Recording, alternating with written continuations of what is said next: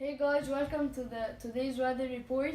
Today our show will be focused on semi-arid, and we will have four questions that will be answered by our scientists. So the first question I'll hand you to Malak Zaki. In what parts of the world is semi-arid found? Some of the parts of the world that semi-arid is found is in Denver, parts of Australia, Africa, and parts of Russia. Denver is located in USA.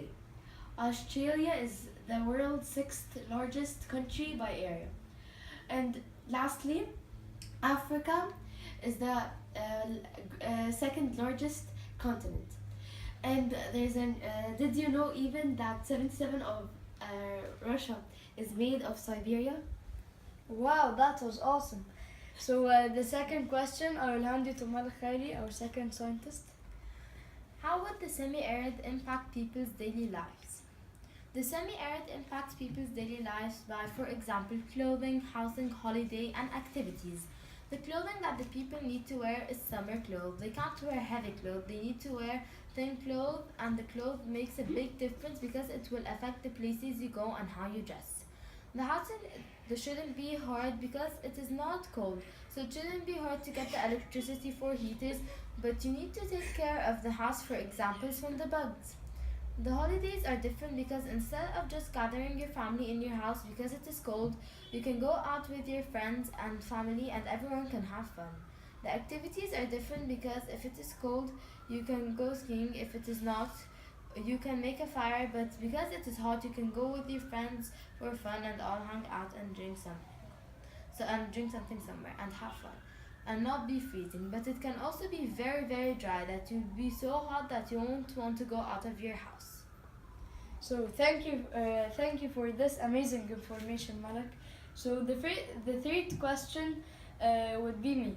Okay, so a semi-arid climate influences you because it helps you in vegetation. For example, it grows vegetables easier, it grows plants easier, and they are way much better. Also, similar to arid plants, the plants might be waxy. And finally, the semi-arid places also don't grow many trees because it's kind of like a forest because it's half dry, so it's like kind of confusing. The last question would be again Malak Khairi. What are the main characteristics of this climate zone? The main characteristics of the climate zone is that it is really hot and dry. It's like you are dehydrated. It is really hot and it has less than 20 inches of rain per year, which is about 25 to 51 centimeters. It is really hot, that's why you have animals like foxes and animals like that. And plants like cactus, not flowers and things that can be living in rain. Really, I didn't know that information. Thank you for your attention, and I hope you enjoyed. Thank you.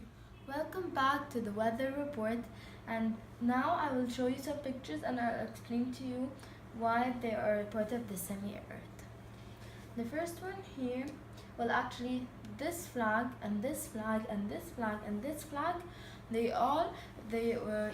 some of them, one of them represents Australia, the other represents Russia, the other represents Africa, and the other represents Denver. These are the countries or cities or capitals that they have semi-arid. Now I will talk to you about some of the animals. Here is one animal. As you can tell, its skin is really dry because semi-arid means really dry, or you can say semi-dry. It's really dry and its habitat, there is no water, you can get dehydrated really fast, and it's not really a suitable environment where you would go and you think that you'll find a lot of water anywhere. It's really hard and dry. And the next photo I have of an animal, as you can tell, you don't really know what it is. Like, you don't think it's a zebra or an elephant or anything because all of these need water, and a forest where there actually water that goes. Here there's no water at all. Like it rains less than 20 inches per year.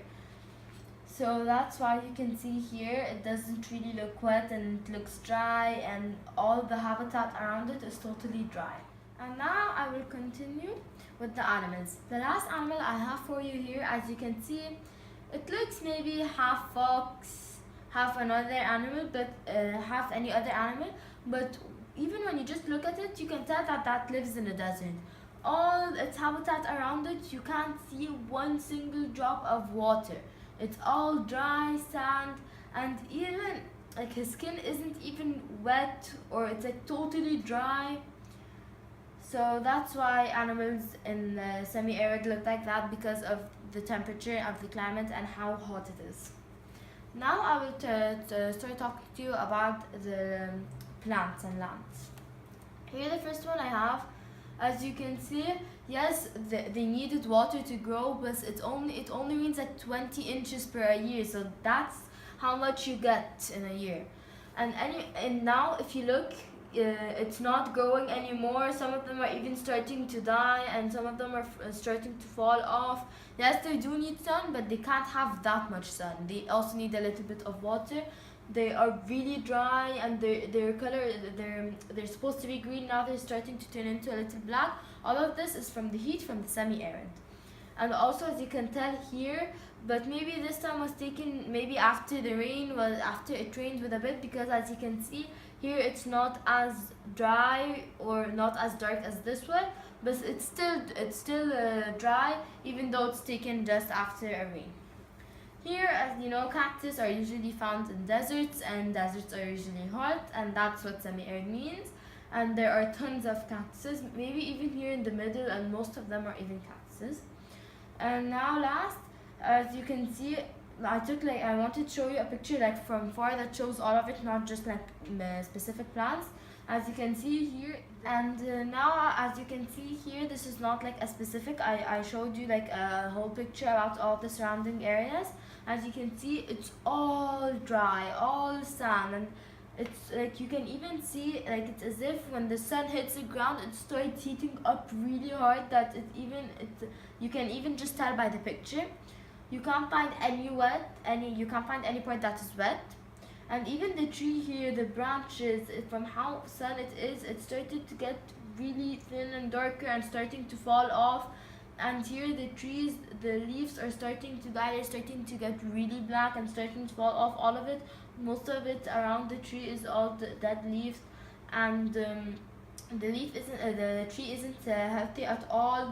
By time, this tree is gonna fall off from how hot it is.